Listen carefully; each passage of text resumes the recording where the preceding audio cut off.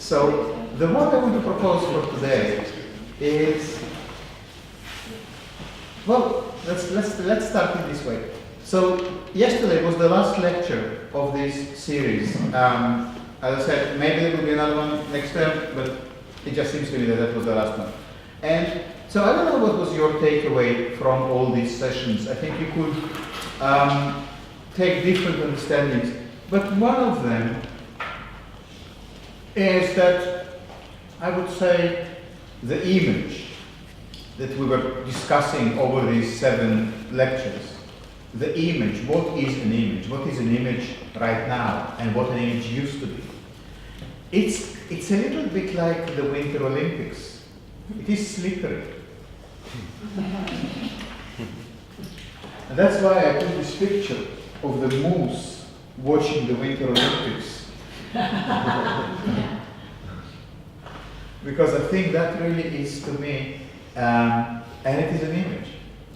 It kind of has everything here, you know, the skating person, whatever thing they're doing, the skeletal sledge, is like these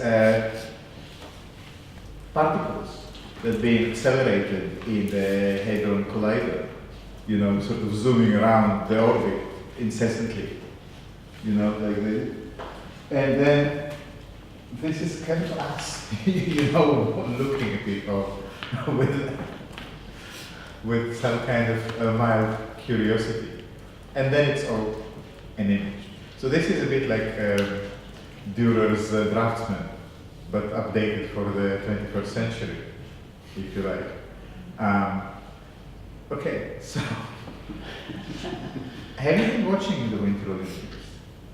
Just a little bit. And what do you think? Slippery.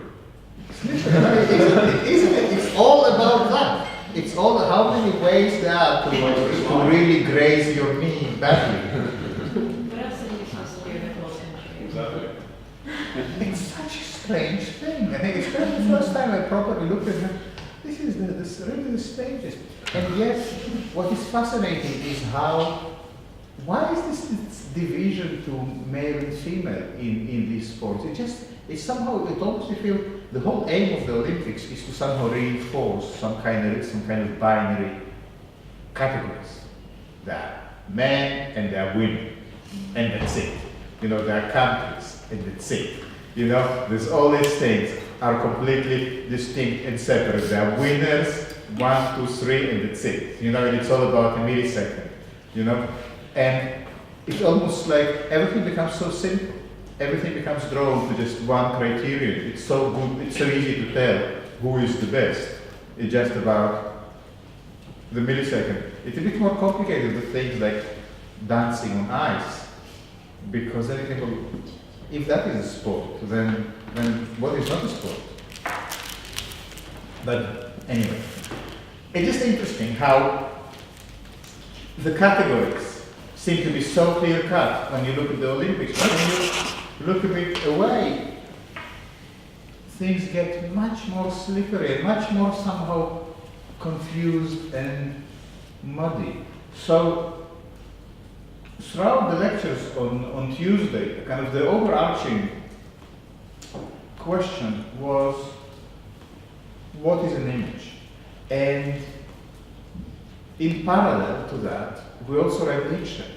And Nietzsche came up with these pretty wacky ideas, you know, that I know that quite a few of you found, you know, not very pleasant company. And I completely get it, you know. Why are we listening to this certified lunatic, to this crazy person, who was writing these sort of random thoughts 150 years ago, and saying things like, truth is not what we think it is, morality is not what we think it is, you know, there is no God, there is, you know, there is no human, there is no history, and there is no time, all these things that you take for granted as reliable and real, they're all not what you think it is, and all there is really is just an abyss, it's just chaos. And in this chaos, you somehow need to try and keep your life together or not. And And who kind of needs that? And they're just crazy talk. Okay. So that's why I thought the next step can be Karan Barad, because Karan Barad is a physicist, a scientist, a very acclaimed one. She's currently working. Did you watch the video? Her video on YouTube? Now, I don't want a show of hands, but it's a very good 20 minutes. And if you didn't watch it, you really need to watch it this week. Yeah?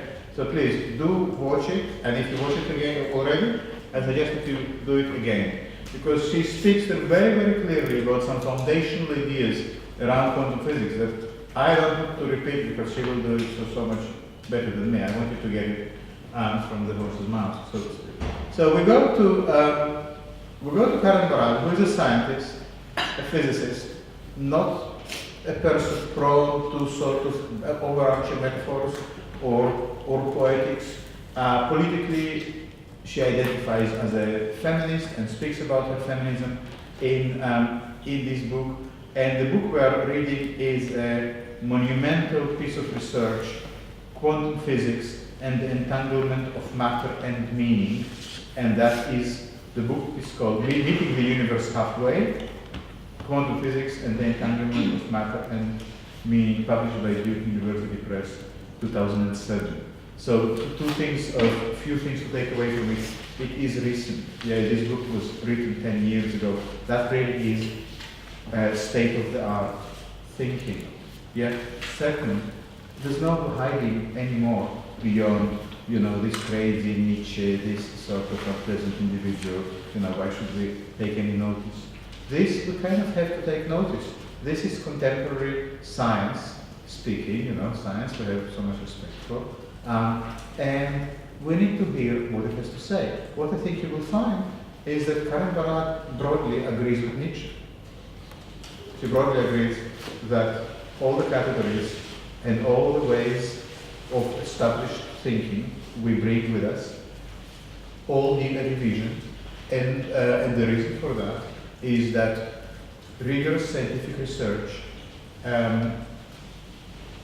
discovers that the nature of matter is very different to what we used to think it is. And that has consequences not only to the paper scientists write, but also to the way our world materializes and the way we understand it and our place in it. So these understandings not only change the scientific view of the world, but also our understanding of identity and politics and agency and how to make change in the world, and also just simply how to survive and find your feet and just make something that has an impact or just take a stand. So that I think it was good to start with Nietzsche, because through this poetic language that Nietzsche employs and through his love of sarcasm and paradox, what came through is something like this. Nietzsche seemed to tell us that he has another book which we didn't read that is called the subtitle Re-evaluation of All Values. So basically it means that all the values that we brought with us as foundational, that there is good and bad, that there is such thing as being a good person and a bad person, that moral and immoral behaviors, there is time, there are things, there are separate things. All this, we discussed it quite much at length. So when all of this is exposed as simply products of our own historical conditions, of our own environment, of our response to our environment, and not as any kind of universal truth, but as just something that we made up to make this existence more bearable. When we finally come to understand it, then what is there to hold on to? Well, the answer comes in his book Ecce Homo, in the first 3 chapters. Why I am so wise, why I am so clever, and why I write such good books. Where he says, well, it's not about being a wise person or a good person. It's not about reading all the books. It's about finding the kind of diet that helps you maximize your potential. It's about finding an environment that allows you to be as powerful as you can be. And it's about avoiding environments that make you weak and flabby and not powerful. So that almost suggests a kind of new form of ethics, a new form of morality that is not about universals, whether, let's say, stealing is good or bad. It's not about that. It is more about whether it gives you power or makes you weak, whether it gives you strength or weakens you. And if it gives you strength, it is a good thing. And if it weakens you, it is a bad thing. Now, if you take this as a guiding principle of life, then what might it mean? It might mean, for instance, to try to avoid contact or with environments that make you feel weak.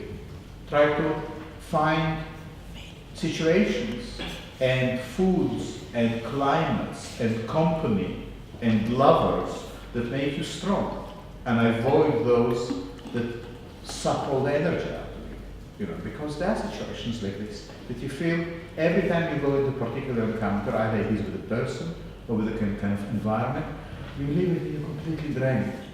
And Nietzsche says, well, this is bad. This is bad because it weakens you. So you're not going to be clever and wise, and you're not going to write good books.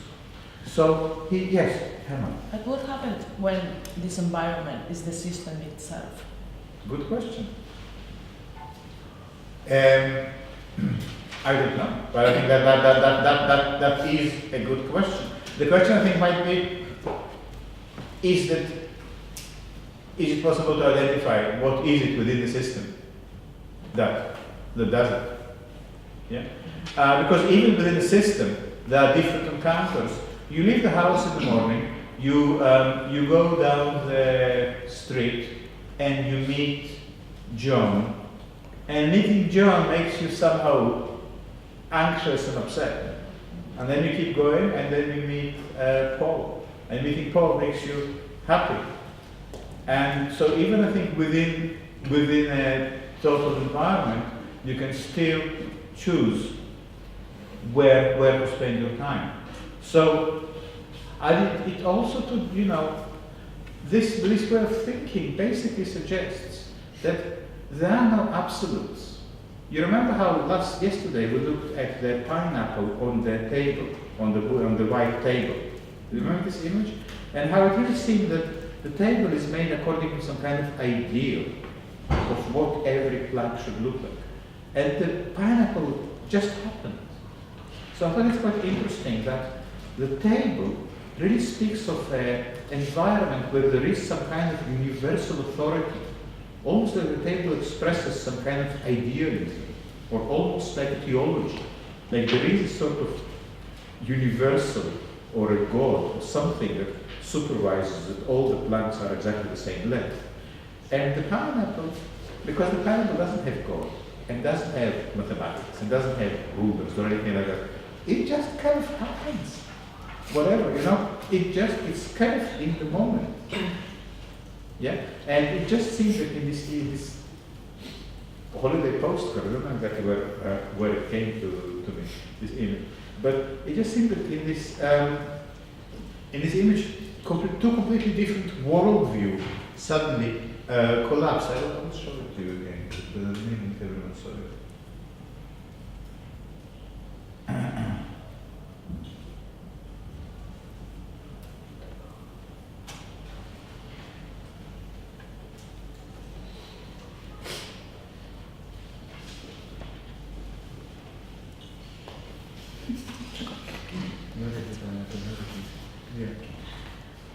Yeah, so it just seems that there are two worlds contained in this, you know.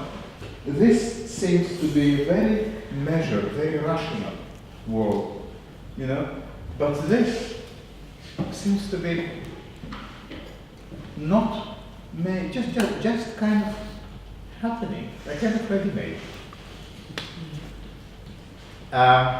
Okay. So, I think the best way to start with Karl Barad is just by simply looking at the beginning of the chapter, and we will take it from there. But please look at the video and watch her presentation. Yes. No question?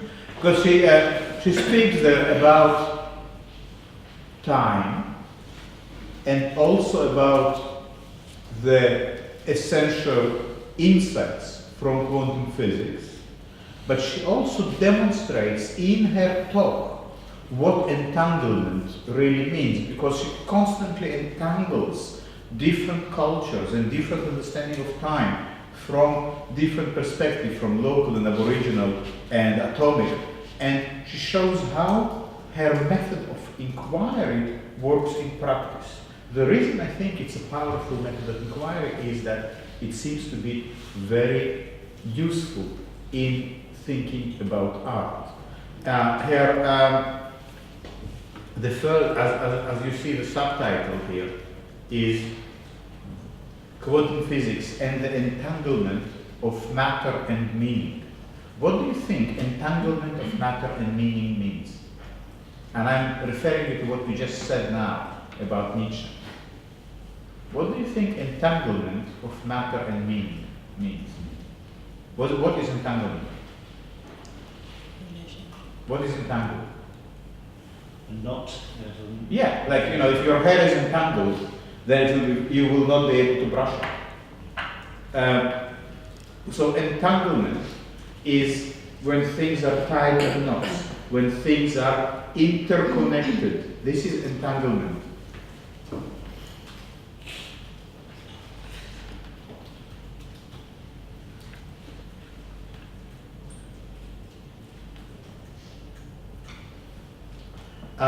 Okay, so entanglement, like this, yeah, of matter and meaning. What does it mean? How do you understand entanglement of matter and meaning? Does it ever happen? What does it mean? Where does it go? Is it that they're inseparable? The two. Yeah, but first, why is it worth a subheading in a book? Is it such great news? That's quite surprising because it's sort of two different categories of things, aren't they? Okay, can you expand on that? Well, meaning is a kind of isn't anything physical. Yes, It's not good. entirely physical. So Give us another word for meaning. Another word for meaning. Explanation. Theory. Significance. Concept. language. I'm so bad at spelling that I might confuse it more than I intend. I think another word for meaning is image. What do you think? Does it fly? Can we say something like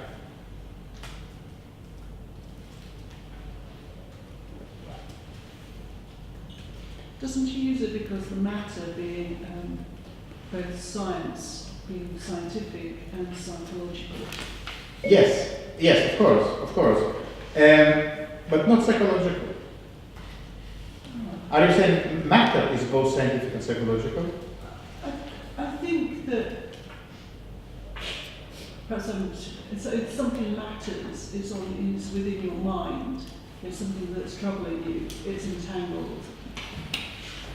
Well, yes, but it's not psychological, and it's something else, and we will get to that. Yes.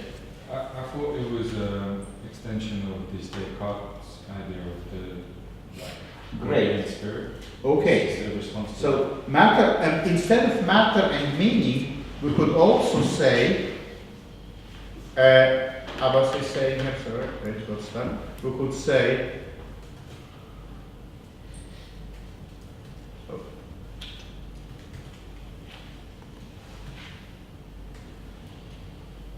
Yeah? So it's almost like saying the entanglement of body and mind. Yeah? What else? How else could we play with it? In other words, matter and meaning, and that's what I was hoping you would say, are usually considered as what?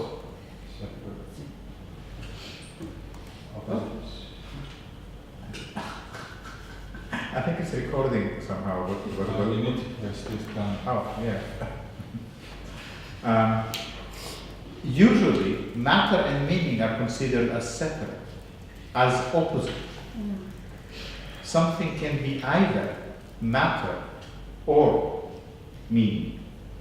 Yeah? So, for instance, give me an example. The matter is. We look at the sign of the door. What is matter? Matter is kind of the physical world, the world of things. Yeah. What is meaning? Meaning is the stories we tell ourselves about these things. Right? Reference to the scientific method. Exactly. And do you want to expand on that? Yeah, because with the scientific method, you start from the matter with the experiment, and from that you have the theory. That's right, Clara, you're absolutely right. That's exactly it. So as Clara was just saying, meaning is something that we extract from matter. That's kind of the purpose of the scientific method, is to extract meaning from matter. But Karen Barad here is saying that if we take quantum physics seriously, we realize that meaning and matter are not separate. They are entangled. And what does it mean? It means that in the same way that they produce each other. Matter creates meaning, but also meaning creates matter. It's not that there is a physical object or there is a physical world that we later approach and study with our scientific tools. There is something slightly different. There is the world is emerging via our inquiry. By inquiring after the world, we actually create it. And that sounds crazy. That sounds as if Nietzsche is talking here, but he's not crazy. This is simply, not simply, but this is what quantum physics is pointing towards. So instead of the traditional thinking that there is a physical world out there, something real, that we later examine with our tools, Karen Barad says, no, it's not like that. The world, this thing, is happening, it becomes real because we start examining it. And that sounds completely mad. Yeah? But you remember how yesterday we spoke about the feedback loop, and we said, can we imagine an image, can we imagine a situation in which by making the image of something, this something is being constantly changed. Yeah? So as I'm picturing a thing, A, the act of picturing changes this A. Yeah? It's not like here is something and here is me in my easel and I'm drawing it. It's the act of drawing that makes this thing real. Yeah? So that sounds like something from a cartoon, yeah? From an animation. It really sounds like a children's fantasy. But that seems to be the actual, real, what's going on. So, that's very interesting. And that's what I want to start looking at today. How are you doing so far? Do you have any questions? Is this also connected to the animaterialism? You mean Johnny Golding's animaterialism? Absolutely. It's connected to what Karen Barad is talking about when she calls it entanglement. I called it yesterday in the lecture multiplicity. Yeah, or the Leslie call it the rising. Not exactly the same thing, but it is this form of thinking that is the rising. Yeah, and maybe I need to address a question. Perhaps you might be sitting here and saying, well, I enrolled on a photography course, and now I have to read something about quantum physics, and what have I done to deserve it? So I may be completely wrong, but I think that quantum physics is actually deeply relevant to photography, and I will mention briefly a couple of ways it is relevant. First, because quantum physics seems to give us a picture of the real that is much more complex than we used to think. And photography famously is concerned with the real, yeah, whatever this real means. So that's kind of one point. But the second, maybe equally important one, is that at least traditionally, it's not always the case, but photography is generally deeply involved with light. And light seems to be a fundamental material that photography is made. So understanding a little bit more about light and the paradoxes inherent in it is kind of interesting. In addition to that, it also seems that the digital world, the electronic world, the world of online communication is all the time operating at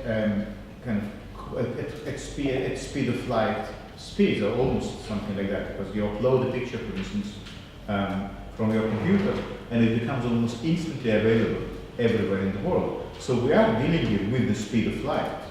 Yeah? So then we kind of need to address it on some level and try to figure out what that means. And that takes us to the theory to Einstein's theory of relativity. Because so I'm just saying that there are some deep connections between the practice of photography, which can be broadly described as making images that are both produced and reflect on technology. So there seems to be a kind of a deep connection between this way of thinking and working and understanding something about the current state of the knowledge of mechanics or physics. But you know, I'm not a physicist, so I cannot really give you kind of thorough physical and mathematical explanations, and I'm not attempting to do that. I'm just trying to somehow introduce you to a way of thinking that Barad is putting forward, a way of thinking that is called entanglement, but I thought we can also call it slipperiness. It's sort of, you know, that's kind of the one word I think, if you take away, whether it is entanglement or slipperiness or multiplicity or a rhizome, that is the sort of thing we are trying to explore. How do we start to make sense of a world that is not divided into clear-cut categories like the Olympics? You know, in a world that is not just about who came first, because in quantum physics it appears that who came first can all the time change, and it can also change after the competition was completed. Yeah, because that's why you need to listen to the lecture about the two-slit experiment, and then you will see this in a bit more detail.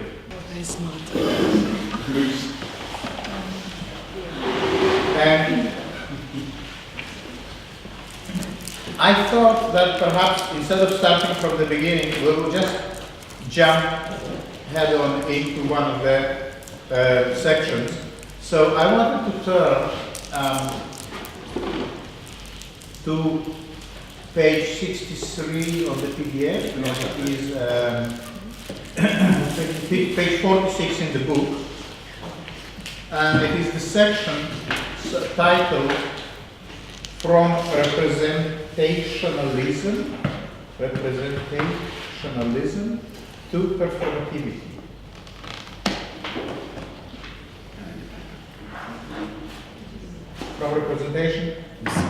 From representationalism to performativity. Which page? It's 63 in the PDF if you just search for a page, but in the book it is 46. The PDF numbers are different. Yes, Anna. I find also connection with Flusser's idea. Yeah. No? In the way the images don't represent the world, makes the world. Very good. Yeah, very good. Yes, exactly that. Did you hear? Because Hema had it just right. Can you repeat it for everyone? No. Right. No. So Flusser's idea that he says images don't represent the world, but makes the world. It's a kind of performativity. That's right. Do you see that also the feedback loop is somewhere involved in that as well? Okay, so what do you think?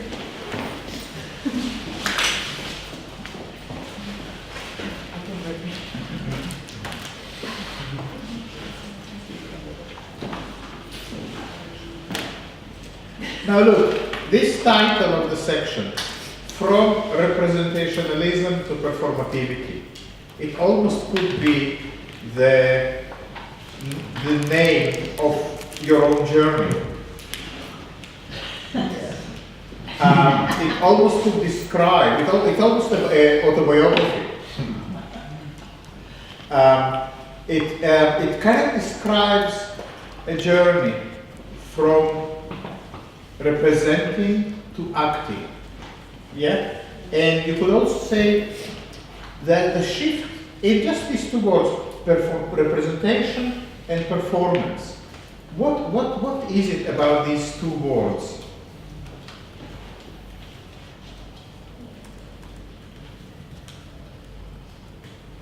What is it about these two words?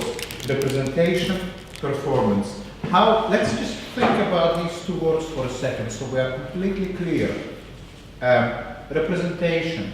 We spoke about it quite a lot, all the lectures on Tuesday were about that. Give me, what is representation? What are the main characteristics of representation? Wait. What are the main characteristics of representation? Just whatever comes to mind. Binary. Yes? Yes, subject object. Subject object binary. Okay, something else? Someone from this side of the table? Representing something. What does it mean to represent something? Or to represent it in a different form, so in some 2D form. Yeah, but what does it mean to represent something? To reproduce it. To reproduce it. Okay, to reproduce, very good. To copy, to reproduce, something like that. Yeah. So you get what representation is about. It's to make a copy, as Robin was saying. It means that you have an original and then you make a copy from it. Yeah. So there's always this sense of either copying or duplicating or modeling something based on something. That is the world of representation. As Michael was saying, it's a binary world, because the moment you have a copy, what does it mean to have a copy? If you say, well, this is a copy, it means that somewhere else there is also the original. Yeah? So you always have already a binary. Okay? So that's why Michael is right when he says binary, Robin is right when he says making a copy. That's what representation is about. We are clear about that now. Okay. Now, what this binary means politically, what it means essentially when we have this hierarchy, original copy. So it's all very well if you think you are the original, but what if you are a copy? What if you are just a copy? Then what? Is it? That might be, you might want to look for a different model, you know? if in the representational model you are just a copy, you might want another model. If you are the original, I guess you will be okay.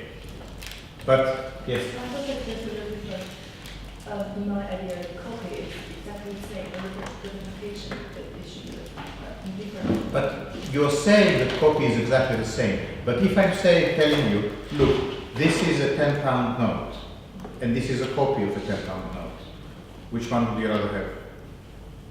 Of course, it's not which one you rather, but do you see the difference? This is the Mona Lisa, this is the copy of the Mona Lisa.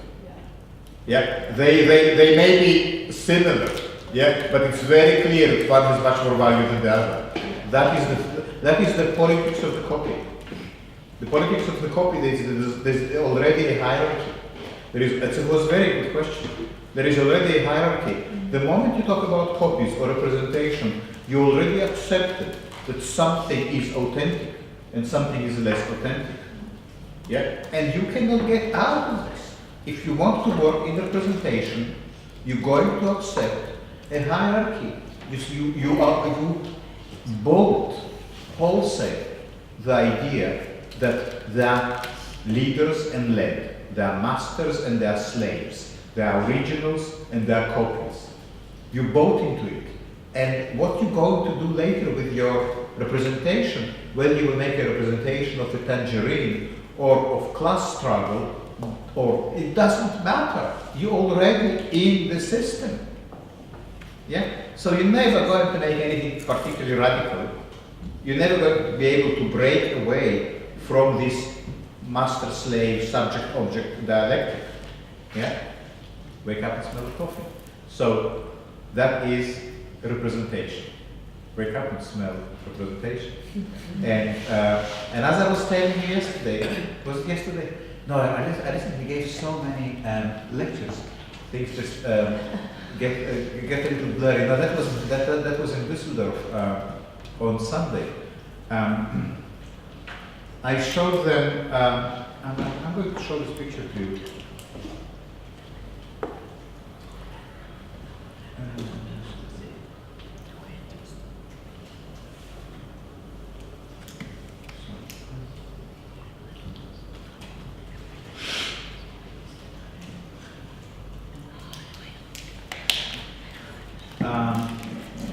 Yeah, so I showed them this picture, this image, which is. Has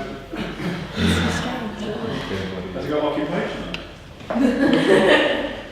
Cool occupation. Well, I just found it. I don't know, maybe it's a pastiche or something like that, but it looks quite authentic. It even has the sort of hologram and everything. But anyway. I showed this picture in Düsseldorf. I gave a talk there as part of the photo weekend event, and I told them that this is about the way representation operates very much like God. It's kind of always there to give everything meaning. Without representation, this has no authority, no power, and no significance. This document only becomes a form of power, a form of authority. It only can, for instance, let someone into a country or give someone the right to drive a car or whatever, because the picture represents a person. There is a correspondence, there is a similarity, and this is kind of enshrined in law. That's how something. That's how authenticity is being determined. Of course, we know that this is not the original, this is a copy. Yeah? And we know that the copy is second rate to the original, but we also know that the copy is faithful and loyal and exactly like, in some sense, the original. What guarantees that? Representation. But that's exactly like Jesus. It's exactly like some kind of God. Yeah? That sort of gives meaning to everything, and everything is done in their name. Okay. So we're still at the first word of the title. We didn't get to it very fast. But it's important. I think it's important to have this conversation. We can only move on if we are all on the same page, because we acquire better understanding of all these problems as a group, you know, not as individuals in a strange way. That's the whole point of the seminar. So representationalism, we understand. So when we talk about representation, think the passport of the pole. You will remember that, I hope. Now, performativity. What do we mean by performativity? What is implied there? Performativity, I mean, that is what Judith Butler intended. Yeah, It's great. when you naturalize a certain pattern of behavior, like for example in gender. Very good. Representationalism be actually be like another word to say it might be performance. Because Yes, and that's exactly where I think Karen Barad will go with that. So Clara just mentioned Judith Butler. I will very quickly. I wanted to just note this name. She's a theorist, and we have her books on Dropbox. And as Clara was saying, Judith Butler has the notion of performativity in the context of discussing how someone's gender identity is being constructed. Am I right? Something like that, yeah? And then that gender is constructed through performative acts. No one is born a man or a woman. Of course, we're born with genitals, yeah? But the way we behave as a man or as a woman is a performative act. Yeah, we learn these performative codes and we perform them because they're performative. They are also malleable and changeable. And but this thing that your gender identity is not set up at birth. It's not like, you know, the nurse lifts the child and says, "Oh, she's a lesbian."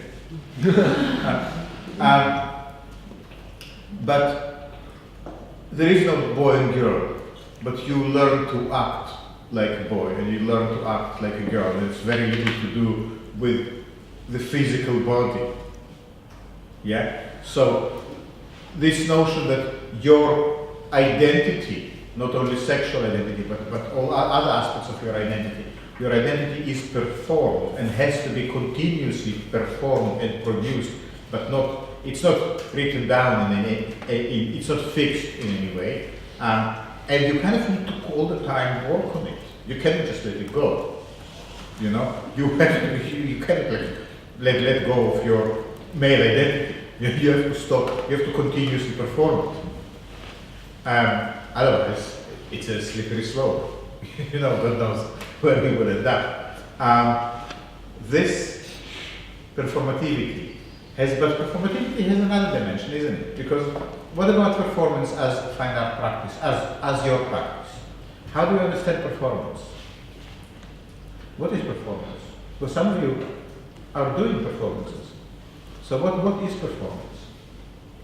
it is a conscious act.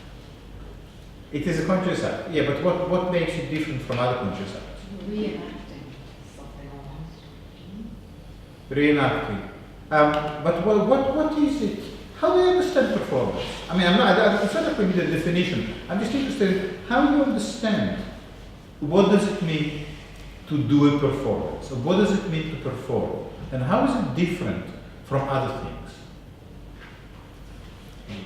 Isn't it's kind of more presence than representation? Okay, more presence rather than representation. Then let's keep that on the table. What do you want to say? It's like when you said the third way of creating an image is to make an event. So performance is in that way of making an event. Performance is an event, not an image. That's a very useful way How to does it think. vary from theatre? Sorry? I find it quite interesting that like an art performance varies from theatre. That's right. Because theatre is kind of a representation, isn't it? Exactly right. Yes. Yes. I think it's, sorry. Yeah? I think it's repetition mixed with improvisation together. Because you repeat your behavior, but every time it's like similar, or every moment, every move you make actually is new. So it's exactly like yeah. Okay. Yes, Hannah? It's like a process. It is a process. Exactly right. And So, yeah. state of, is becoming. Okay, but what becoming means we don't know yet, because we didn't explore becoming. So let's just use the words we already explored. I think you are right. All the things you said around the table about performativity are interesting. So now let's ask the obvious question. What is the difference between representation and performance? Because we now understand what representation is. We now understand what performance is. Can someone try to identify in what way these two things are different? Yes, Anna. Maybe performance is more fluid and representation is more categorized, Fixed? concrete. Concrete, yeah, not fluid. That's right, that's good. Representation, it seems, representation tries to fix things in space and time, give them concrete form, give them a recognizable shape. The picture of the Pope wouldn't be helpful for the passport if it was blurry. The same Pope, but if you say he sneezed during the exposure, it wouldn't be a good picture. Why? Because it will lack clarity. The representation seems to need clarity. Why it's not okay to have a blurry picture in the passport? It says same you, not another person. So why is that? Because clarity seems to be a requirement, and clarity implies that something has to be fixed. You know what they say when they take a passport photo? Don't move. Stay still. Right. That stay still seems to be a requirement of decent representation, worthy of its name. You're going to, let's say you got commissioned to do a book about birds, or let's say it's kind of, bird identifier book. So you go ahead and photograph all these birds, and when you bring the photographs to the publisher, they say, but they're all blurry.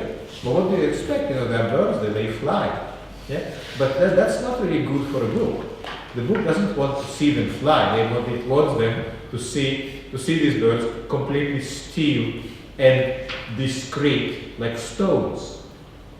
But birds are not like stones. Birds fly. But that is somehow not what representation is about. Performance is more original, it can be copied. Performance cannot be copied. I think, it cannot be copied, or I don't know if it cannot be copied, but I think that the difference is that performance doesn't seem to be interested in freezing something. But in something slightly different. So the things you were saying here, that what I think is very important is what Hannah was saying and Clara was saying earlier, is that while the representation seeks to produce an image, performance seeks to emphasize not an image but a process. So then, while representation seems to want to freeze a moment in time, like to freeze a slice of time, to make it hard, sharp, clear, and preserved, performance aims to capture precisely the process that might make something like a representation possible. It could be all kinds of processes, but it almost seems that performance intentionally wants to explore everything that representation forgot. The process of making a representation also performance. The process of making a representation is a performance. Yes? Is that what you're saying? Yeah. It can be, if you want. Yeah, absolutely. So, for instance, as let's say, if you think about performance, so what will be the difference between doing something because you need to do it and doing something as a performance? I think that maybe representation has an aim, Yeah. while performance doesn't have an aim. Like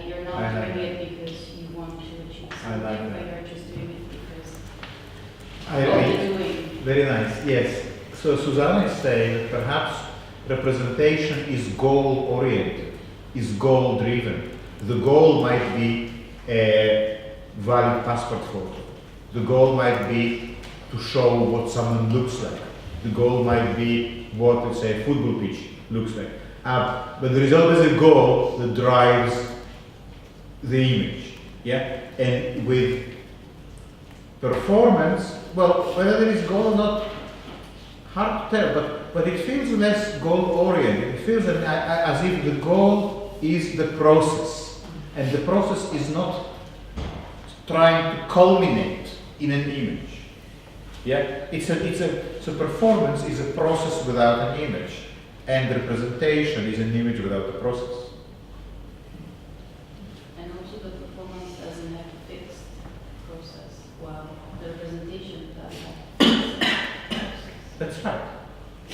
What happens? Yes, It's not clear, but so if representation in the context of an exhibition, yes, in representation implies a certain hierarchy, yeah, no, because the knowledge is given, yeah, there's no space. that's right. In which extent, or some extent, performance, there's no hierarchy in performance. I think there is a possibility of not having this hierarchy of original and copy. There is a possibility because, as I think Abbas was saying earlier, performance is an event, while representation is an image. Yeah, you remember we spoke about events. Events are just things that just happen. What is the meaning of performance? It's kind of not the right question. It's almost like there's no point asking what is the meaning of a song or what is the meaning of a musical piece. Let's say, I don't know, a piece of music might make you feel in a particular way. You might feel really, lifted listening to the Moonlight Sonata or something like that. But what is the meaning of the Moonlight Sonata? It's a kind of, it's not the right question. Yeah? Because what you're going to say, there is no meaning, you just listen to it, and you either get it or you don't get it, you either like it or you don't like it. But that is, the whole meaning is just the whole thing, Or it's a bit like, even just if someone asks you, so what this poem is about, it also kind of feels like a strange question, because the poem is a poem, you have to read it, it's not about anything, and even if it tells a story, it's always more about how the story is told than the story. Yeah? If you read a book, a novel, a paperback, and someone asks you what it was about, you say, well, it was a detective story, and in the end, the housekeeper was the murderer.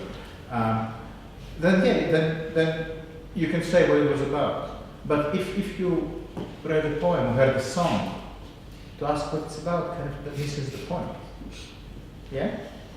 But also you can experience an image as an event, can't you? You can, like if you watch a movie, say, it's a representation, and yet you experience it. You can experience it as an event. Or even why do you think you experience a movie as an event? Well, I just don't understand the distinction between, a performance, something happening in a room, and my experience of witnessing that. Is that fundamentally different to my experience of standing in front of a painting and kind of transfixed by it? Is it? Well, from the point of view of the viewer, is Duchamp's urinal fundamentally different from a painting of urinal? As an object, but really not as an experience.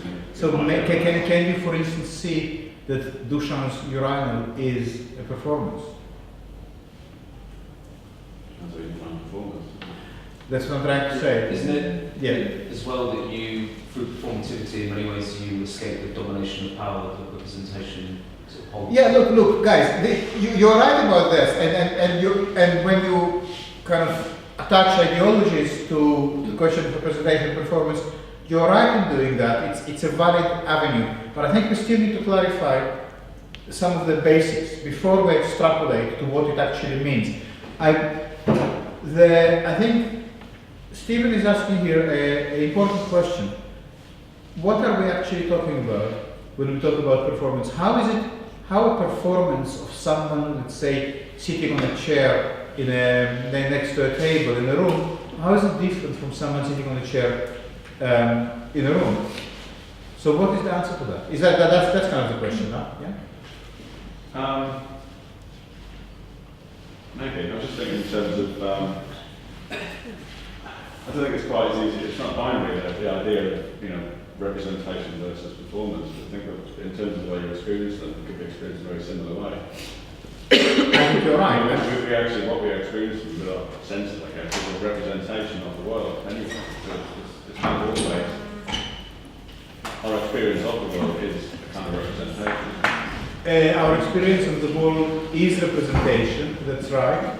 Is it possible that that's precisely what performance helps us to understand?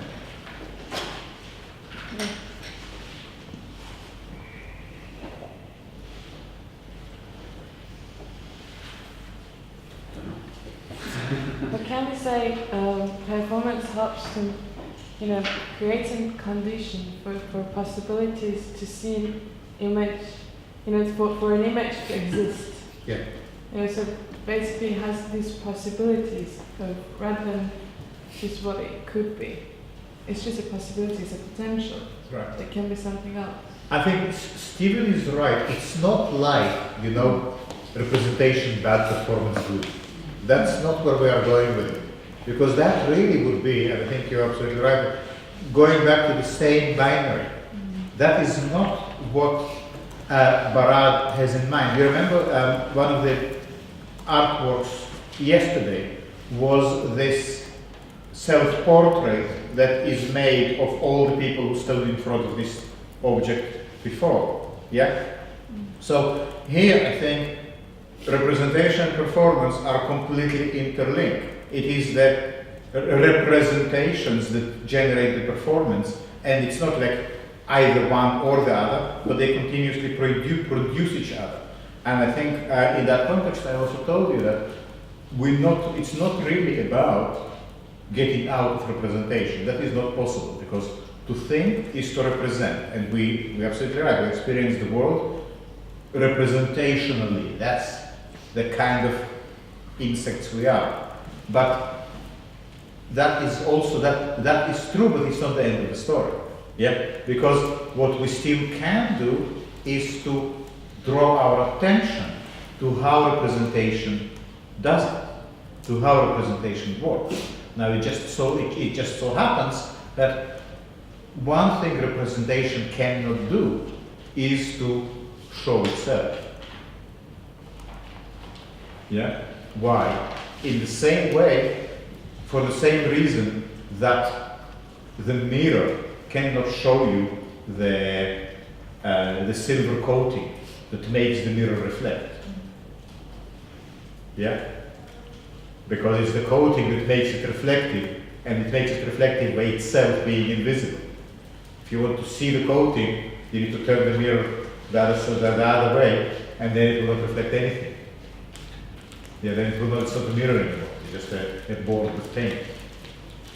Yeah? Is it hard? We didn't even start yet. Okay. Now, equipped with that, Steven, can you do the honors and read to us a little bit from the beginning of this section?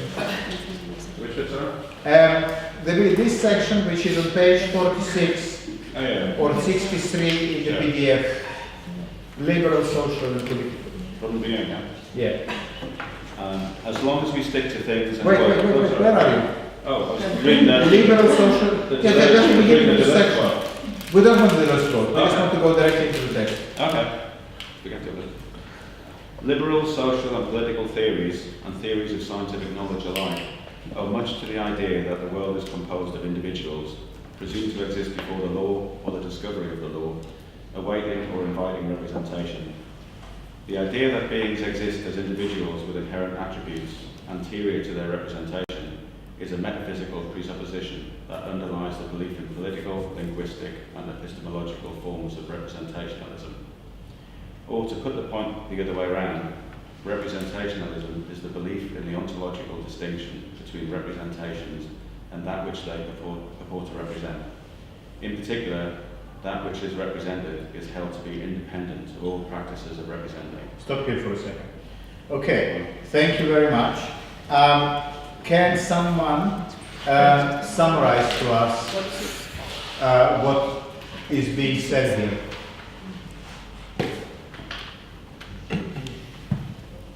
So, I mean, we already discussed these things.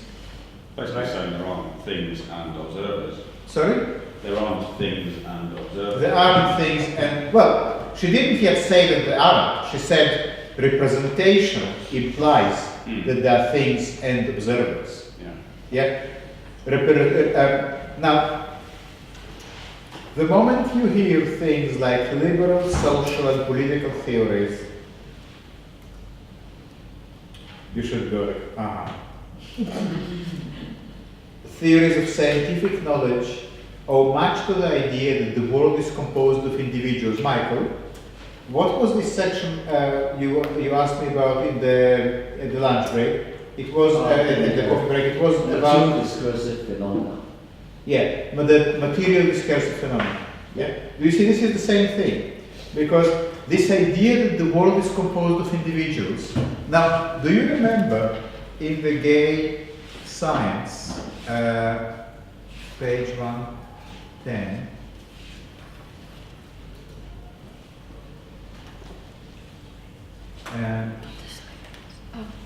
Page 110. So,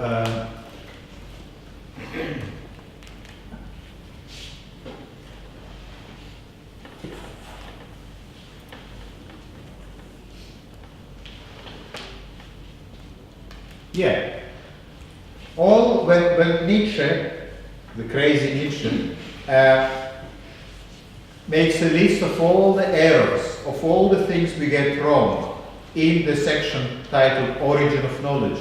And he says, for example, all the things you are wrong about, that there are enduring things, that there are identical things, that there are things, kinds of material, bodies, that a thing is what it appears to be, that our will is free, that what is good for me is also good in and for itself. He just cannot control himself, you know. So he has, he goes over the top. But then look at what Barad is telling us. Essentially, the idea that beings exist as individuals, what is it? It's an idea. It's just an idea. She already destroyed it before even beginning the argument by telling us that it's an idea. Yeah. So that's, you see, that is Nietzsche speaking, and I think that is quite remarkable. Nietzsche was writing. He was completely unaware, as far as I know, but I think I can be pretty certain about it. He was completely unaware of the sort of Maxwell studies that were happening parallel to him. But he was not informed about advances in electromagnetism and physics and study of light in his time. He didn't know anything about quantum physics. No one knew about quantum physics. It was before it became a thing. Yeah? He already sensed that we are living in error as long as we understand the world via this representational model. So I don't think he argues with you, Stephen. He says, yes, we understand the world representationally. That is precisely the problem. So, the idea that beings exist as individuals with inherent attributes, that's just Nietzsche, pure and simple. Anterior to their representation. What anterior means? Distinct.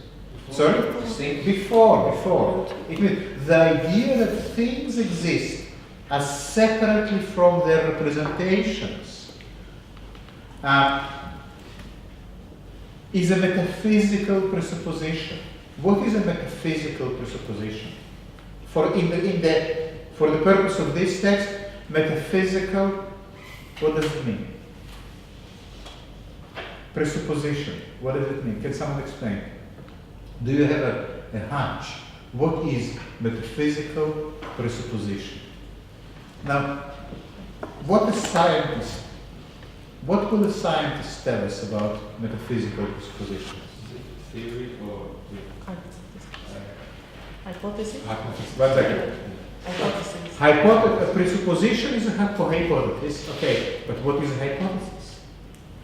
It's something that you take for granted. It's something that you take for granted without questioning. Yeah, like I don't know. Okay, let's. I don't know. Intuition? Sorry? Idea and intuition? Not exactly. No. Wait a second. When she says that the idea that things exist as separate from representations is a metaphysical idea, basically it means it's false, it's wrong, it's like a belief, superstition.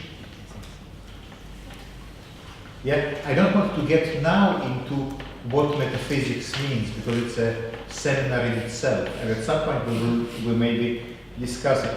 But let's say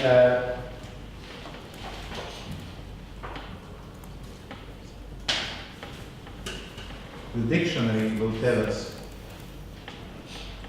that first, metaphysics is a classic philosophical concept about the first principles of things, including abstract concepts such as being, knowing, identity, time, and space. It's an abstract theory. This is useful. Abstract theory with no basis in reality. That is a good way to think about this metaphysics. Abstract theory with no basis in reality. So the idea that beings exist as individuals with inherent attributes, that the attributes of things come before their representation, she says it's false. It has no basis in reality. So the idea that, let's say, this object has certain attributes, as if it really is, as if something can really be metal or round or plastic without first being a representation, as if without the concept of metal or round or plastic or flask or tea, as if these things have any kind of meaning without first existing as representation. So the belief that the world exists before being represented is based on a misunderstanding. Yeah?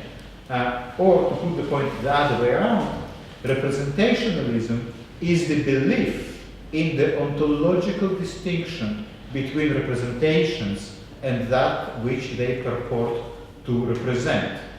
Right, now, take this little sentence.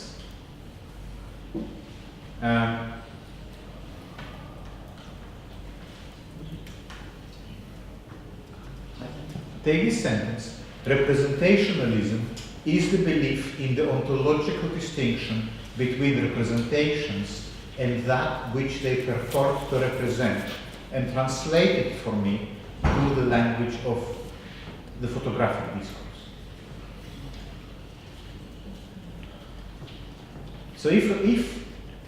So what is the, I mean, you can use Flusser here that we already read, so it shouldn't be unfamiliar to you. What is the underpinning belief, the metaphysical belief that underpins, for instance, the documentary photograph? No, there's a correlation between the world and the image. There is a correlation between the world on the image, but based on this paragraph, on this sentence,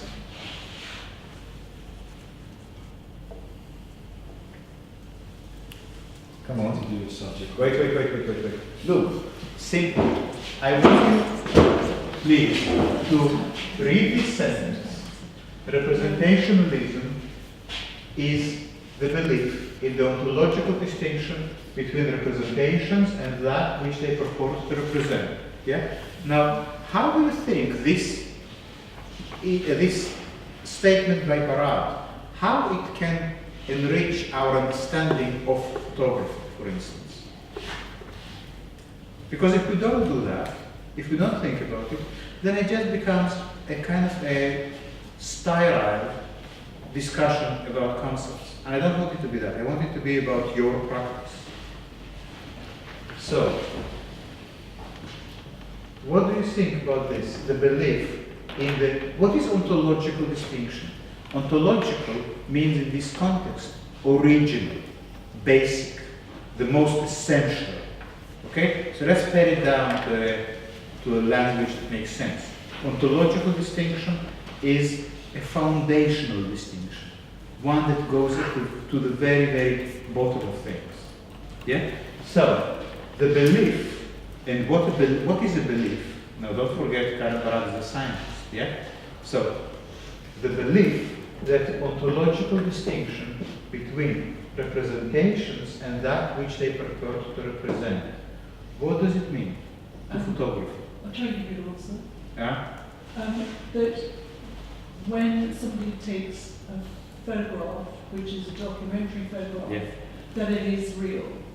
But what is real, they could have set that picture up, and therefore it isn't real, it's false. Okay. I think it's okay, but it's not as definitive as we need. So let's get that. But she's saying it's a belief in the distinction, isn't she? If you believe that there's a difference between the representation and the thing it represents, then you're kind of holding on to a belief system. Okay. Yes. But let's go back to the picture of the Pope for a second. And can you see both things? Can you still read here? Yeah. So you cannot read?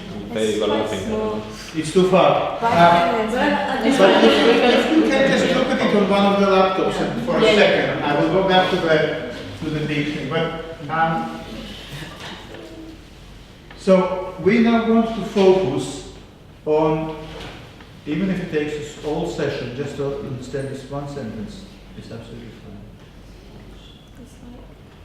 Okay, here we are. So we need your laser focus onto this one sentence. So let's say that Barad is writing about this picture. Yeah? Assume that she is writing this. What she says here is designed to explain this. So what is she saying? Sharing the idea that they're connected, two things, the picture of the Pope and the Pope himself, but they're also separate, sort of combining. So good. So the connection is what? Is a belief. What is a belief? A belief is something that has no basis in reality. Okay? The connection is just what Michael was saying earlier. Michael, this is for you. This convention that this picture relates to the Pope is a discursive convention. It's not real. Yeah? It is an illusion. It is a myth. A myth is like religion. It is an article of faith, you know. I swear that this picture is the Pope. Yeah? But I have to believe it. If you don't believe it, it's not. So you can this only works, the political authority of this image as a valid document that lets you into a country, that gives you, whatever rights it's supposed to give you. It's all based on a belief. Representationalism, this is representationalism, or you might say the documentary photograph, or the passport photo, or whatever colloquial photographic object you want to think about, is the belief, so this photo, more than it is someone's portrait, it's the belief in the fundamental distinction between representations and that which they purport to represent. In particular, that which is represented is held to be independent of all practicing of representing. So it suggests that there is an assumption here that the Pope and the picture of the Pope are two completely separate entities. Yeah? That it's possible to have a Pope without a picture. Yeah? That these two things are separate. But this, Karen Barad says, I'm going to show you, is not the case. They continuously produce each other. They don't have this independence. The world, in other words, there is no world out there that we later represent, but the world is produced through representation. What does it mean? How does it really mean anything, or is it just some kind of clever words by clever people who, spend much too much time not working? Does it go back to the idea that even language is a form of representation? Of course, language is a form of representation. That's right, and thinking is a form of representation. To think is to represent. But how would the world look like without representation? Well, would it look any different? You wouldn't have representation in it, so it would look different. Fundamentally, it would be like the world that Nietzsche is talking about, in which there are no separate things, in which everything is a kind of one thing. It's a sort of, I think it really makes sense once you start translating this text into the language of your own practice. So in your own work, are you operating on a distinction between that which is represented and the practices of representation? Or are you investigating this split? Are you engaging with the split? Are you relying on representation, or are you examining? Yeah, that in a sense what Barad is asking you to consider. Where is your practice?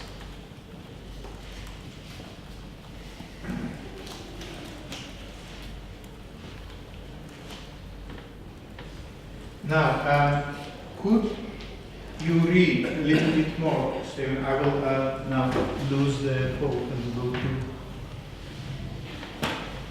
I want to read a little bit more from here. That is, could you read a bit more? Yeah. That is, there are seen to be two distinct and independent kinds of entities, representative and entities to be represented. The system of representation is sometimes explicitly theorized in terms of a tripartite arrangement. For example, in addition to knowledge, i.e. representations, on the one hand, and the known, i.e. that which is purportedly represented, on the other, the existence of the knower, i.e. someone who does the representing, is sometimes made explicit. When this happens, it becomes clear that representations are presumed to serve a mediating function between independently existing entities. This taken for granted ontological gap generates questions of the accuracy of representations. For example, does scientific knowledge accurately represent an independently existing reality? Does language accurately represent its referent? Does a given political representative, legal counsel, or piece of legislation accurately represent the interests of the people allegedly represented? Okay, so keep this in mind. Let's go back for a second to this image here. So Barad is saying representation is constructed often, is often spoken about as made of as a kind of tripartite arrangement. So it's an arrangement made of 3 parts. Tripartite arrangement, yeah? So what are the 3 parts? So the first part of the representational mechanism, looking now at this picture as an example of this representational mechanism, the first part of the representational mechanism is what? No. No, it's simple actually. It's not a trick question. This. The image. The image is the first part. Second part? The image object. The Pope, the person. Yeah? The person of whom this is an image. So we already have 2 elements of the representation. The Pope, the picture of the Pope. Yeah? That's the represented and the representation. And what is the third part? The viewer for whom this makes sense as a representation. Because take the viewer out of the equation, this thing and the Pope are completely different entities. Yeah? You need to have someone, that's why you need to have the border guard standing there, looking at the photograph, looking at the Pope, and saying, okay, you look like the photograph. You are this. Or you are an imposter. You don't look like this. I'm not going to let you in. I'm going to go to call the guards.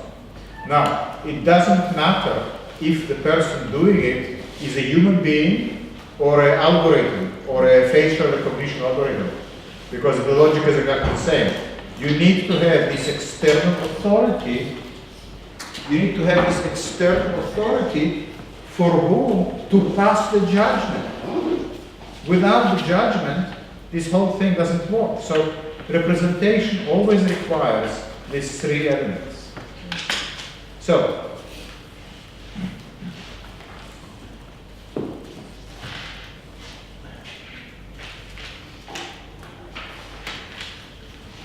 when this happens, it becomes clear that representations are presumed to serve a mediating function between independently existing entities. Now, this taken for granted ontological God generates questions of the accuracy of representations. For example, does scientific knowledge accurately represent an independently existing reality? Does language accurately represent its referent?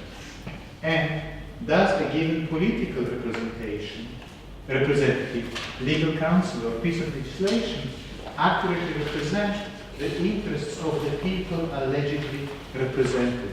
So you see, representation appears here in many guises: political, scientific, linguistic, and we could also add visual, photographic. Yeah? So this is the question posed by Barad. Now, so can someone else now read to us the next paragraph?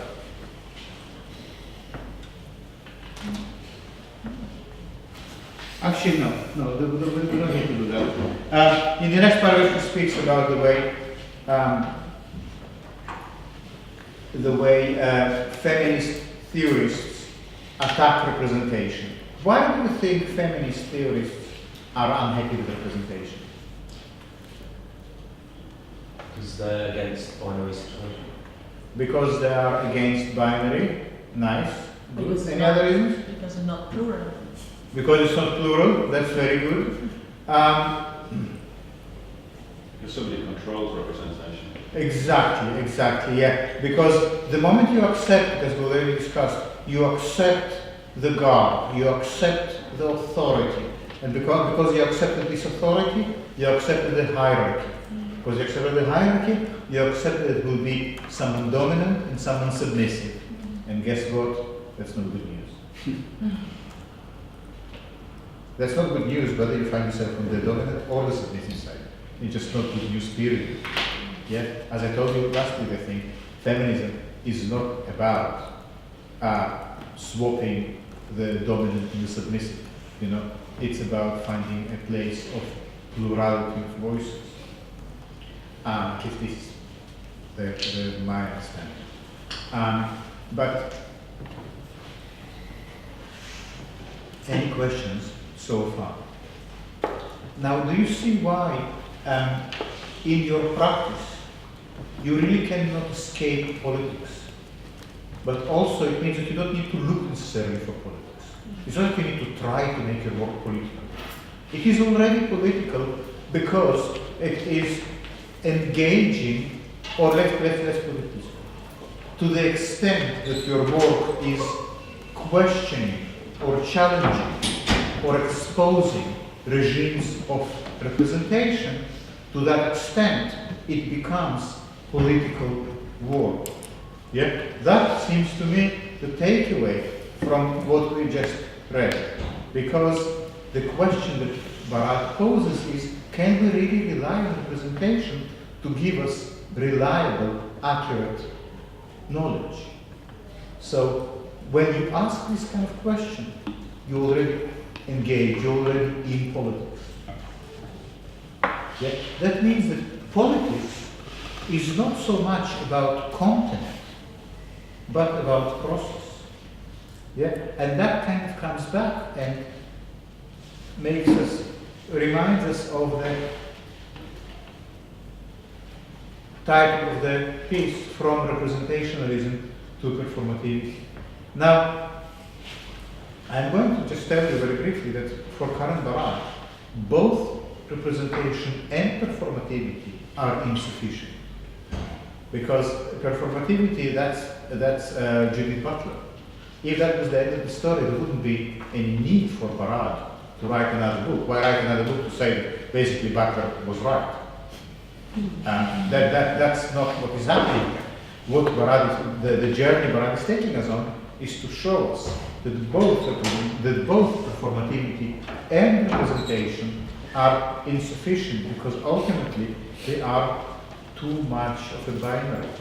And what she proposes instead is this idea of entanglement, or diffraction, or complexity, or multiplicity. Yeah. So that's where we are going to go with this. Now, I don't want to spend too much time with you here, kind of destroying representations and showing why it is such a bad thing, because I think you can do it on your own. And I'm more interested in the constructive dimensions of it. You know, not so much in saying, oh, you know, it's just all so bad and so somehow archetypal, so sort of hierarchical. But what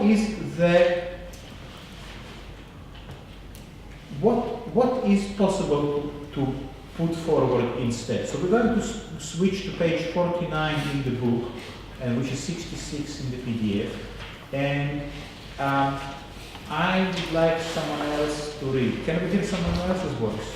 No.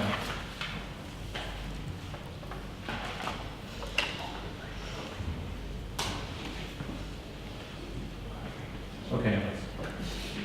Are you ready? Yeah. It is possible to develop coherent philosophical positions that deny the basic premises of representationalism. A performative understanding of natural cultural practices is one alternative. Performative approaches call into question representationalism's claim that there are representations, on the one hand, and are ontologically separate entities awaiting representation on the other, and focus inquiry on the practices or performances of representing, as well as the productive effects of those practices and the conditions of their efficacy. Maybe stop here.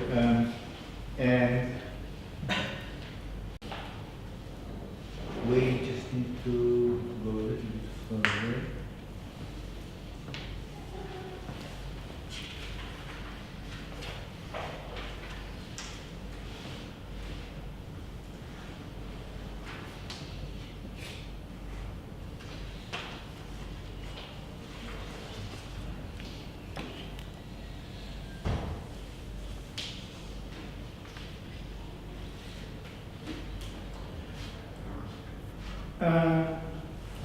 Okay, that we just have to go here.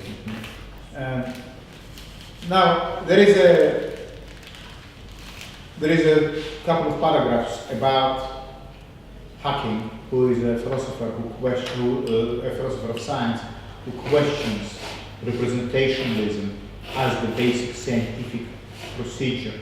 Now, maybe we just stop here for a second, and I want to show you, because perhaps it's not entirely clear, to what extent representation and representationalism goes through the very, very heart, sort of like the spinal cord of all our culture and our understanding. So let's take as an example this little formula, A equal A. Okay? So, this, in one of his later texts, Heidegger says that this is the basis of all scientific thinking, and maybe of all thinking, period. A equal A. But what does it mean, A equal A? How do you understand this little formula? Sorry? Representation. Exactly. It's representation. Absolutely right. It also you also could say this is also called the principle of identity. This principle of identity, and also sometimes known as the principle of non-contradiction. Now, I would like to talk about it for a couple of minutes, just so you are clear. It's not trying to say that, it's not only trying to say that A is A. I mean, what do you think we are? I mean, what else an A can be? An A is obviously an A. But what it's trying to say is not only that an A is an A, but also that an A is not a B. Yeah? I don't have the sign. Maybe I have that, not now. But you know the sign of the equal sign with the cross line, that means not equal. Mm-hmm. So A equal A is the same as A not equal B. Yeah? And that means that a cup is a cup, A is A flask is a flask, B is B. But a cup is not a flask. And even if I have two separate, you know, they will never be the same. What will it mean to say that a cup is a flask? It means to say that I parted company with reason. It means to say that I became a madman, like Nietzsche. Yeah? It means to say that I'm not living in the normal world. In the normal world, in the representational world, a cup is a cup and a flask is a flask. And based on that, we can have science. What kind of science could we have if things could just be whatever they want to be? Yeah? The whole point, the whole reason we can have science is because we take it as a given, as an axiom, as a foundational bit of knowledge, or as a absolutely certain belief that a cup is a cup and a flask is a flask, and Daniel is Daniel and Robin is Robin, and it's not going to change, and it's not going to suddenly become unclear or hazy or blurry, or, you know, there is a certainty. Now, what if this is not as clear-cut as it seems? So we didn't really get to Heidegger this year yet, but in one of his most important texts, he demonstrates essentially the problem with beginning your scientific exploration, beginning the whole story of Western science, in a sense, is based on that. Without that, science wouldn't begin. Yeah. Now it's interesting. So is Western civilization somehow particularly fond of this formula? But it's a different conversation. It's another conversation to explore. But what Heidegger shows is that while we can say that A equals A, and that seems to be very fundamental and kind of grounding, there is a gapping hole in this argument. And the gapping hole is neither this A nor this A. It's this little fellow here, this little equal sign. Because what does it mean, equal? A equal A. Okay, we get that. But what's the equal to? How do you know what the equal is equal to? Because if you want to explain to me what the equal is equal to, you still need to use the equal sign. But how can you use it if you don't know what it is? Yeah? So what is your science based on? On something that you don't know, but that you cannot explain. Because to explain this, you already need to be equipped with the idea of the equal. Yeah? But in order to be equipped with the idea of the equal, you have to accept that you know what it is without knowing what it is. So do you know what you're talking about or you don't? Yeah? Well, it appears that when all chips are down, we don't. That's why Nietzsche goes, it's this thing.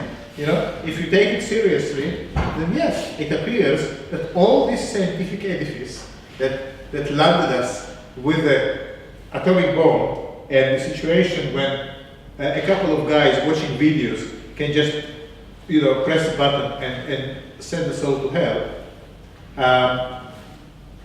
Well, maybe it's because they never figured out what that means.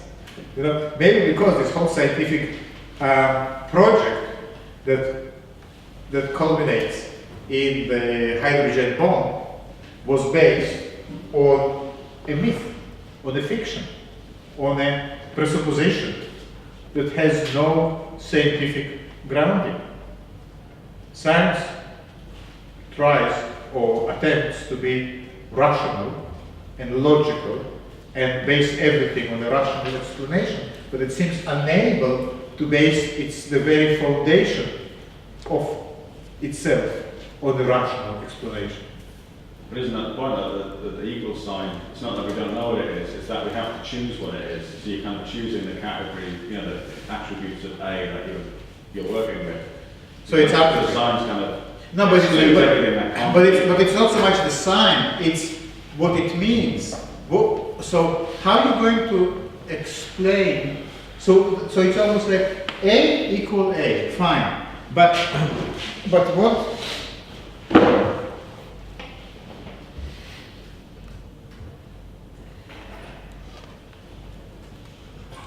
It doesn't want to do it. So yeah.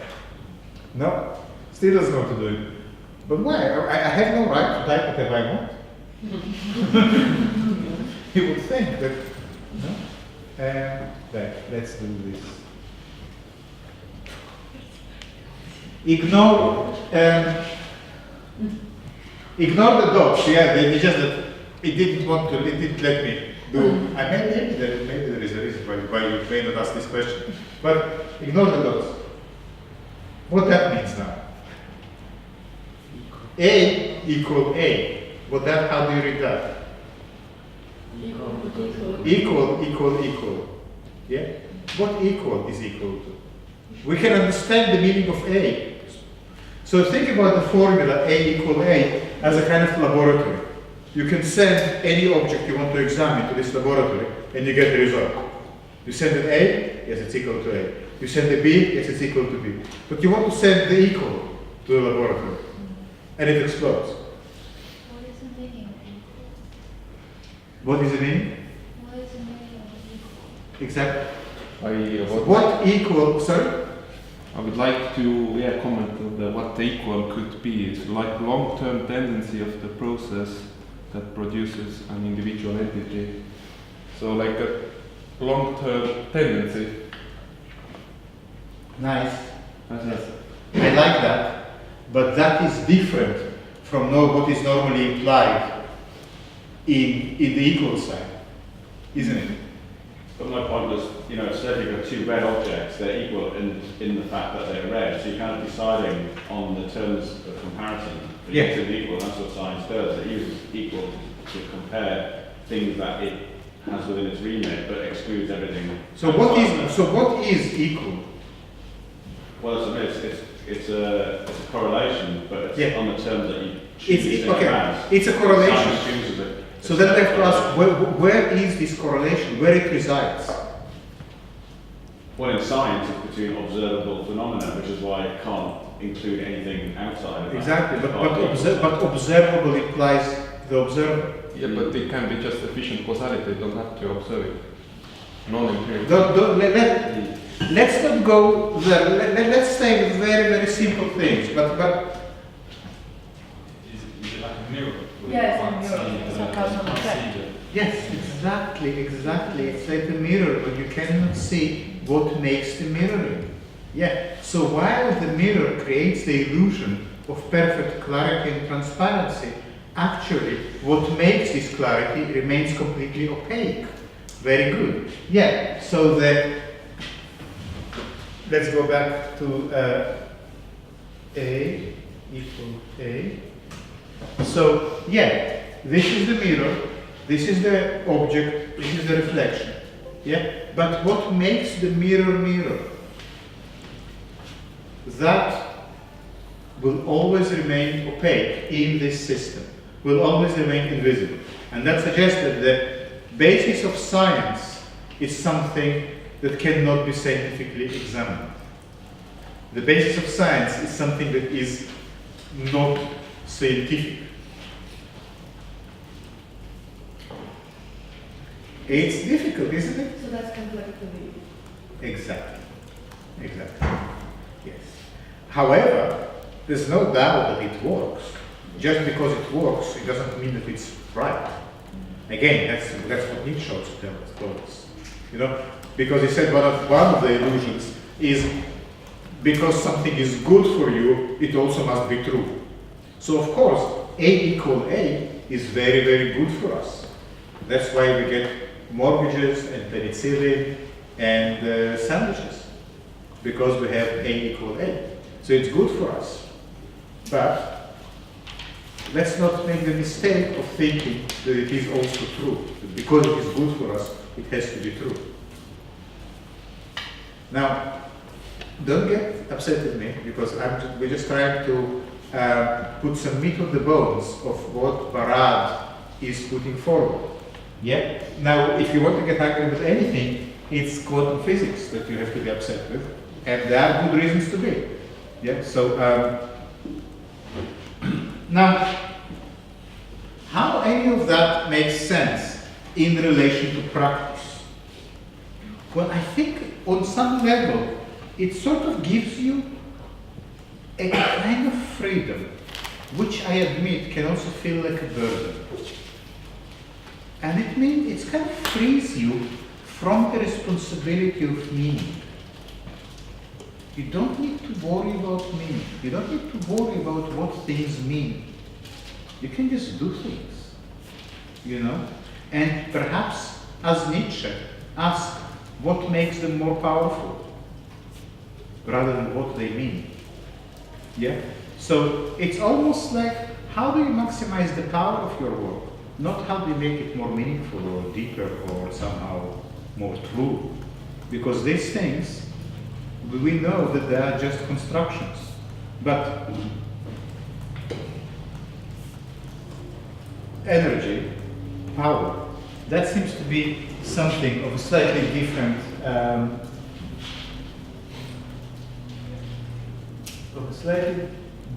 kind. So,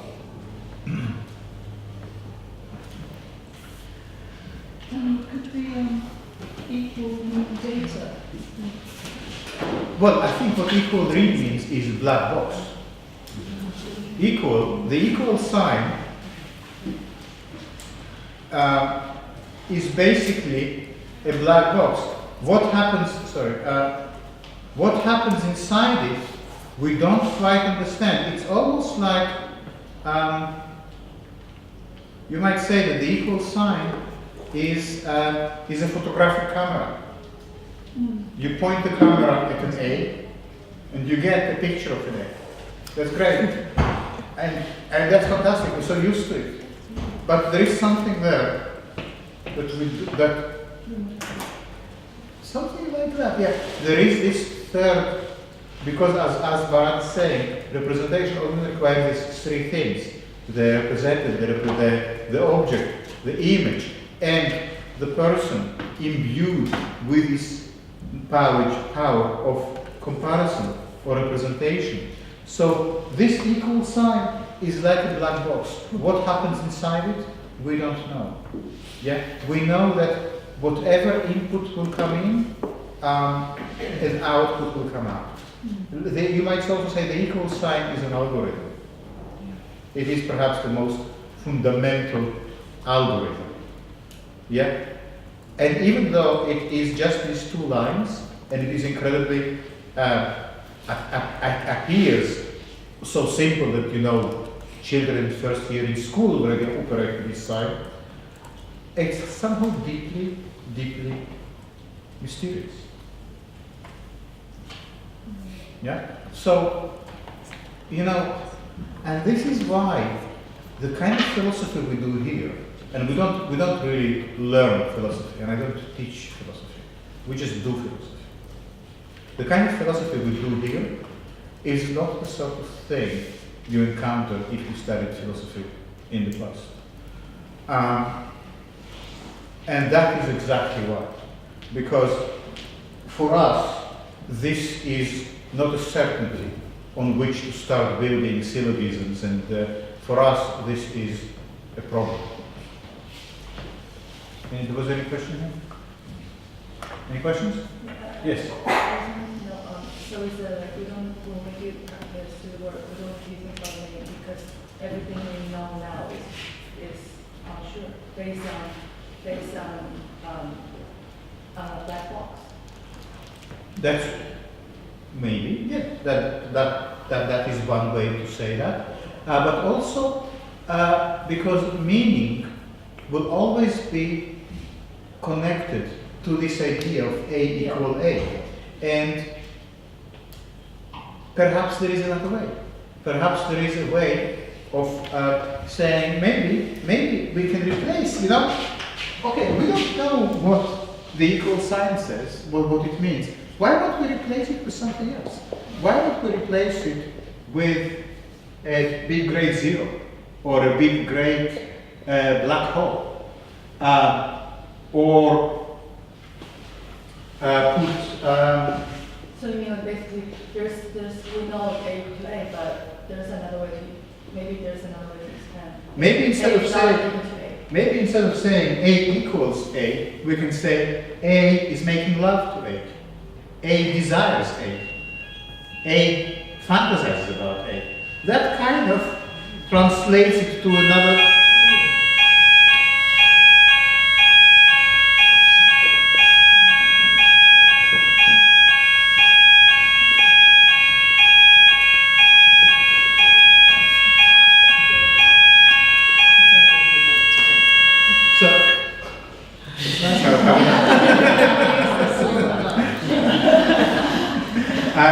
There is, because for us, this equal sign is not a certainty, but a problem, we can start playing with it. We can start saying, well, what will happen is, and that's actually again something that Heidegger says. He says, perhaps it's not that A is equal to A, but that A and A belong together. The image and the object, they belong together, or they are entangled, or as Barad is saying in the opening sentences of this piece, where is it? In the opening of the book, I think, the entanglement of matter and concept. Does it have something like that? The entanglement of matter and meaning. Yeah. Now again, let's go to A equal A. Instead of saying this is matter and this is meaning, it's possible to say that they are entangled. So, what page was it on? 66. Yeah. 51. 49, yeah, got it. Got it.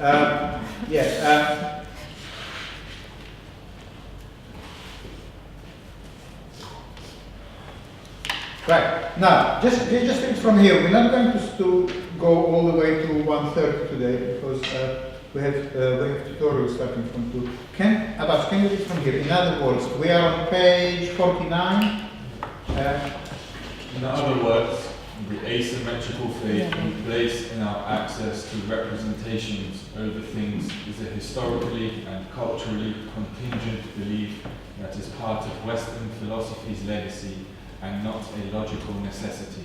That is, it is simply a Cartesian habit of mind. It takes a healthy skepticism toward Cartesian doubt to be able to begin to see an alternative. Does it make sense? Okay, great. Tell me what it is. Where is the joke here? Can you see the joke? There is a little joke. It takes a healthy skepticism towards Cartesian doubt to be able to begin to see an alternative. So what is the Cartesian doubt? Cogito? Cogito ergo sum? You remember? I doubt, therefore I am. I can doubt anything Descartes said, and I will never know whether this table is really here because I might be hallucinating. But the only thing I can be absolutely certain in is my doubt. My doubt becomes my certainty. My doubt becomes the foundation of the equal sign. That is, in Descartes, the equal sign is the doubt. How do I know that the world is real? Well, I don't know. I can doubt the reality of the world. But when I doubt the reality of the world, I can be absolutely certain that my doubt is real. While I might not be certain that the world is real, at least I can be certain that my doubt is real. And what is my doubt? Well, this is my scientific method. This is my method of inquiry. Yet, this is the equal sign.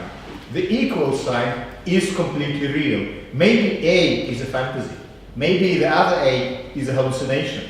But the equal sign, that is the iron-cast certainty in the logical order of the world. And Barad comes and says, perhaps what we need is a bit of doubt about the Cartesian doubt. Yeah? And that is nice. And that always works. You always need to try to turn any argument against itself. You will not make many friends, but you will be fun. In the long run, I think this is the best strategy. Whatever argument you encounter, use the argument itself to turn it against itself. Yeah. Now, how this works in art, I will leave for you to explore, but it is an interesting art strategy. Yeah.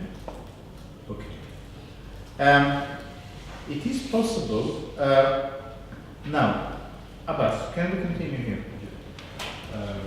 It is possible to develop coherent philosophical positions that deny the basic premises of representationalism. Stop here for a second. What are the basic premises of representationalism? What is the basic premise of representationalism? Can you give it to me in 3 words? Thank you! Thank you! A equal A. That's it. A equal A is the basic principle of representationalism. So by now, do you understand, but all of you, without exception, that this is the formula of representation? Every student in every photography department in the lab operates on the premise of this model without ever questioning where it came from. Apart from me. That's how unlucky we are. That is what's going on, not only in photography departments, but in all other departments as well. As far as I can tell, others don't fare much better. That understanding is always lies there unquestioned. Why? Because they don't do philosophy. Because they don't go to the places where these premises are getting questioned. And without questioning them, you end up all the time going around in circles, doing the same thing over and over again, and ultimately repeating the same mistakes. So this is why it is hard, and this is why it is annoying and at times irritating, and definitely unsettling. Because we use philosophical thinking to explore the foundation of our own practice. And that really is the lesson I hope you will take, not from this seminar, but from the seminars on the whole, that there is a way to get to a higher level of consciousness. There is a way not only to choose either A or B, either this A or that A, but also ask, but why this thing is set up this way? Who set it up like this? Why is it so? And what can you do about it? So, as you see, this question in a sense becomes also the essence of the feminist discourse, because in that way you undermine or challenge the binary premise that seems to underpin all kind of all thinking that sees images and things as completely separate. Yeah? Okay. So it is possible to develop coherent philosophical positions that deny the basic premises of representationalism. Just a few more lines. A performative understanding of natural cultural practices is one alternative. Natural cultural, notice that. Instead of saying natural / cultural, there is no binary anymore. Yeah, image thing, animal human, animal machine. So you can start playing with these things and think about your practice in this way. You know, can you start connecting things instead of seeing them as separate? The pedestal or the plinth and the artwork, do they need to be separate? Can the plinth itself be the artwork? Can they begin producing each other or something like that? I don't know. It depends what is it that you are doing. Okay, one more. Performative approaches call into question representationalism's claim that there are representations, on the one hand, and ontologically separate entities awaiting representation on the other, and focus inquiry on the practices or performances of representing, as well as the productive effects of those practices and the conditions for their efficacy. Thank you. So, Steve, can you see what Barad is saying? Because I think it answers your question to some extent. What is performativity? She is quite clear when she says, so performative approach calls into question the claim that there are representations on the one hand and is awaiting representation on the other. In other words, performativity calls into question the A equal A. Interesting, don't you think? Because A equal A seems to be mathematical foundational, performance seems to be something completely different. But here we realize that actually through performance you question the dominance of this logocentric model. Yeah? So you see how politics and visual language and photography and your practice are so interconnected and entangled. Yeah, we didn't even get into entanglement, and you already see how the foundations of logic and your work and images, it's all related. That all these things are bearing on each other. Now, can you just read this, please? Sure. Performative approaches call into question representationalism's claim that there are representations, on the one hand, and ontologically separate entities awaiting representation on the other, and focused inquiry on practices or performances of representing. Okay, focus inquiry on the practices or performances of representing. So what is performativity? This is performativity.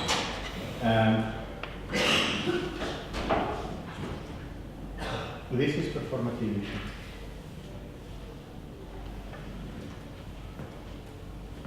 What is to be performative?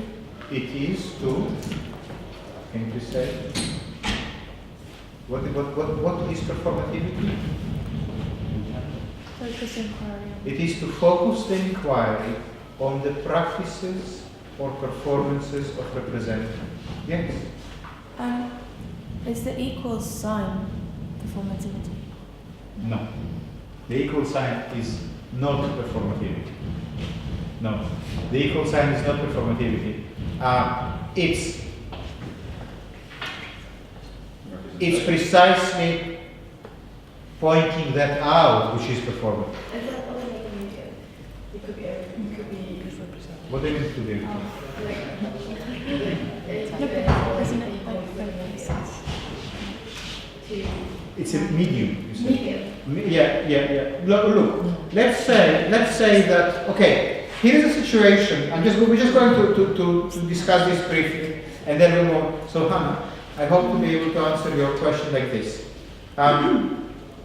In a representational situation, I will have a model in a studio with the lights and the camera, okay? And I will make sure that all my lights are outside the field of view of the camera, and I will make sure that when I make my portrait, there is, and next week when you meet Dave Lewis, precisely these considerations will become, you will see how actually this gets performed. But in a representational setting, I will make sure that all the lights are moved away, so then the model looks like she just kind of happens to be there, or him, or whatever, you know, and then I take my picture. In a performative situation, I might make sure that the lights and the cables and the light meter are all part of the picture.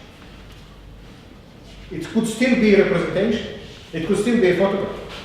Yeah, but this time it shows how it was made. But is the act of taking the photograph the performance? It can be if you want. Anything can be a performance if you want it to be, if you frame it as a performance. The question might be, how do I make the act of taking a photograph a performance? That is the question. Yeah? And the answer is, it's complicated. That's why it's worth doing. You know, that's why you are sitting here exploring this new terrain. Because really, everyone knows how to take a picture. But what does it mean to perform this action? That becomes somehow more interesting. So, one more time before we close this session. Think about an example of a pornographic movie. Hello, please pay attention to that. Okay. Think about an example of a pornographic movie. Yeah. Now, in a sort of typical pornographic clip, all the effort will be directed towards removing all the indicators that it's a setting. Yeah, you will not see, let's say, the pot-bellied boom operator standing by the sofa miking, you know, or the cameraman, you know, or sort of the stills photographer sort of getting in. You know, you will not have any of that. Why not? What is the problem? It breaks the illusion. Exactly. Yes. So you might say the pornographic image is the classic image, is a classic representational image, because it does everything it can to remove all traces of how it was produced. Yes? So it's basically the process of unmasking representation. Good. Yeah, that's performativity. Excellent. Yes. Now you might say for that reason, and people do say, that documentary photography is essentially pornographic. Now I don't want to offend anyone, and I don't think that pornography is necessarily a bad thing, but that's what you could really see why that can be said. Now, you could imagine a different documentary practice, and I'm now reading a PhD by a feminist anthropologist, and her photographic practice is precisely about making the process into part of the image. I don't know if I mentioned it to you last week, or maybe I spoke about it with my PhD students. But for instance, she speaks there about a body of work she made from a field trip, and as anthropologists do, there were like videos of various people talking about what they were and how they feel about what they were. But she also applied various Photoshop filters to these pictures. She pixelated some of them. She used some blurry effects and some sort of made them sometimes look pretty. And her fellow anthropologists were very unhappy because they were saying, well, this is not scientific. But she said, well, she wanted to show that all representation is already manipulative. All representation is already constructed, and adding some more construction just helps us to understand it, rather than destroying the scientific value of the image. But of course, it's an anathema to, imagine if let's say, the person who does the X-rays in the hospital would apply some filters to the X-ray, because I just wanted to show you that it's all a construct, it's not really like a broken bone. It's just a equal A, you can't take it too seriously. But at the same time, you need to know where to place the cast to heal the fracture. And you, as artists, you need to somehow figure out both these things. Yeah? Yes, we need an X-ray to put the to heal the fracture, and you need to know what it says. And yet, there are also some inherent issues with this representation, issues that we cannot really ignore, and they kind of come back to us from every angle. I want to finish at this point. Any questions? No? Why are you smirking? Close question. Okay, well, for next time, please read, watch Barad's video and read again what we have, what the section I asked you to read, and the next one. The next one, which is, the next one is in chapter 1. So we read, meeting the universe halfway, diffractions, differences, contingencies. So if you read 1, then read 2, or maybe better, read both 1 and 2. Okay? Now, as you can see, it's not about reading every word as carefully as every other. It's about finding key sentences and highlighting them, and just so also learn how to read as a vulture, as a predator. Just go for the juicy bits. Learn to identify them. That's also a performativity. Learn how to perform your reading. Okay, thank you. Thank you.